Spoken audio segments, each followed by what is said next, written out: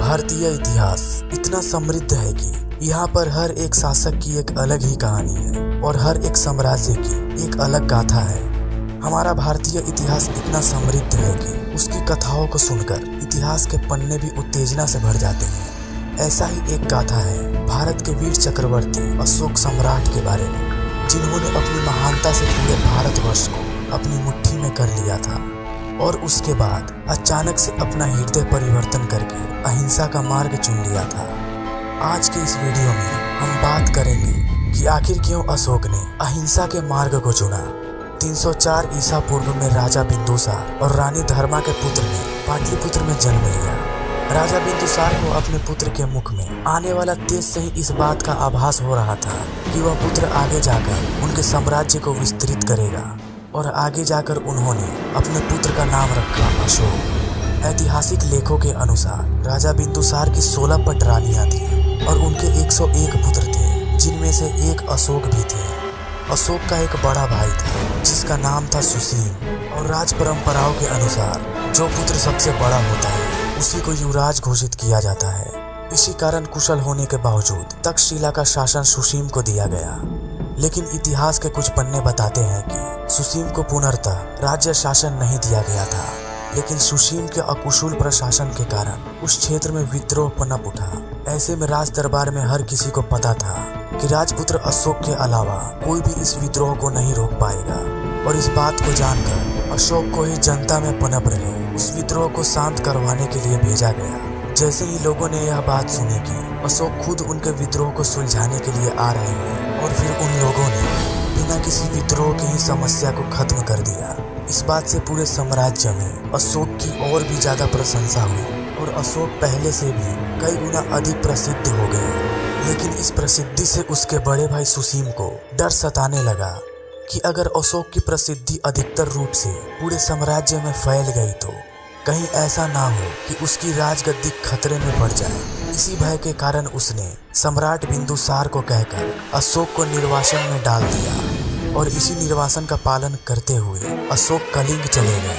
वैसे तो अशोक काफी क्रूर स्वभाव के थे, लेकिन फिर भी वह बौद्ध गुरुओं के साथ रहकर अपने क्रोध पर काबू पाना सीख गए थे। सुसीम के जुल्मों से तंग आकर प्रजा बार बार अशोक को उकसाया करती थी और जब वह शांति से आश्रम में अपने दिन बिता रहे थे, उसी दौरान उन्हें यह जानकारी मिली कि उनके सौतेले भाइयों ने उसकी मां की हत्या कर दी है। इस खबर को सुनने के बाद अंततः अशोक की शांति और उनके मौन ने जवाब दे दिया।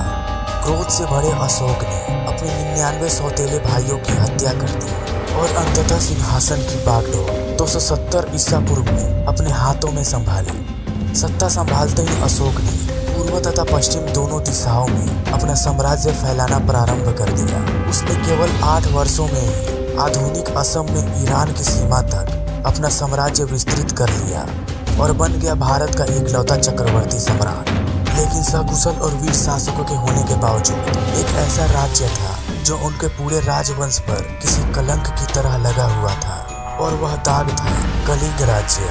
कलिंग इकलौता ऐसा राज्य था जिसको कभी भी मौर्य वंश का कोई व्यक्ति नहीं जीत पाया था और इसी कलंक को अपने राजवंश से हमेशा हमेशा के लिए मिटाने का मकसद लेकर अशोक अपनी जिंदगी का सबसे विध्वंसक युद्ध लड़ने के लिए निकल पड़े। इसी विध्वंसक युद्ध को कलिंग युद्ध के नाम दिया जाता है।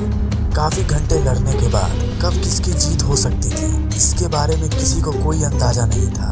किसी व्यक्ति को यह भी नहीं समझ आ रहा था कि वह किसकी खून बहा रहा है। वह सब हवा में अपनी तलवार चला रहे थे और हर किसी का खून बहा रहे थे। इस खून खेल के बाद अंततः अशोक ने कलिंग की लड़ाई जीत ली और अपने राज्य वंश का पहला और इकलौता ऐसा शासक बना जिसने कलिंग राज्य को भी अपनी मुट्ठी में कर लिया था। लेकिन इस युद्ध में लगभग 1 लाख सिपाहियों की मृत्यु हो गई और 1.5 लाख सिपाही बुरी तरह घायल हो गए। अशोक सिपाहियों की मृत्यु और घायल हुए सैनिकों के आंकड़ों का आंकलन करने के लिए युद्ध भूमि में निकले और तभी उन्हें युद्ध भूमि में दूर एक बौद्ध भिक्षुक खड़ा हुआ दिखा।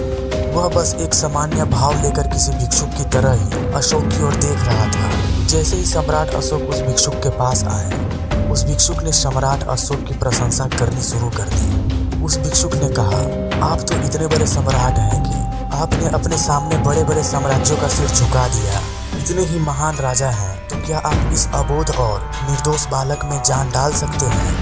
और ये शब्द कहते ही उसने एक कुछ ही महीनों में मृत बालक को अपनी गोद में लेकर सम्राट अशोक के सामने रख दिया। वह भिक्षुक मौन था। उसकी आंखें सवाल कर रही थी कि आखिर इस अबोध शिशु की क्या गलती है जो इसने इस विध्वंसक युद्ध में अपनी जिंदगी गंवा दी। अशोक काफी देर तक भिक्षुक की आंखों में देखते रहे और उनके मन में एक अलग ही संग्राम शुरू हो गया। वह समझ नहीं पा रहे थे कि वह उस भिक्षुक को क्या जवाब दे और अंत में उनकी आंखों में करुणा का एक आंसू छलक पड़ा और उस एक क्षण में सम्राट अशोक का हृदय परिवर्तित हो गया। जो सम्राट अशोक क्रोध के आवेश में आकर राजगद्दी की ओर आए थे, उस क्रूर राज्य का शासक को अशोक ने एक बार फिर से अलविदा कह दिया और एक बार फिर से उन्होंने शांति की मार्ग को अपनाने का निर्णय लिया और युद्ध क्रियाओं को सदा के लिए बंद कर देने का प्रतिज्ञा ली। एक भिक्षुक की तरह ही बौद्ध धर्म के उपदेश को विश्व की विविध जगहों तक पहुंचाते हुए उन्होंने अपनी जिंदगी की आखिरी कुछ साल व्यतीत किए। उनके पुत्र महेंद्र तथा पुत्री संघमित्रा ने भी बौद्ध धर्म के प्रचार में योगदान दिया और विश्व के अहिंसा का संदेश पहुंचाया। लगभग 232 ईसा पूर्व में उनकी मृत्यु हुई और अशोक की मृत्यु के बाद मौर्य राजवंश लगभग 50 वर्षों तक चला और फिर अंततः मौर्य साम्राज्य का भी पतन हो गया। आज के लिए बस इतना ही। अगर यह वीडियो आपको अच्छी लगी हो तो इस वीडियो को लाइक करके इस चैनल को सब्सक्राइब जरूर कर दीजिएगा और यह वीडियो आपको कैसी लगी हमें कमेंट में जरूर बताइएगा।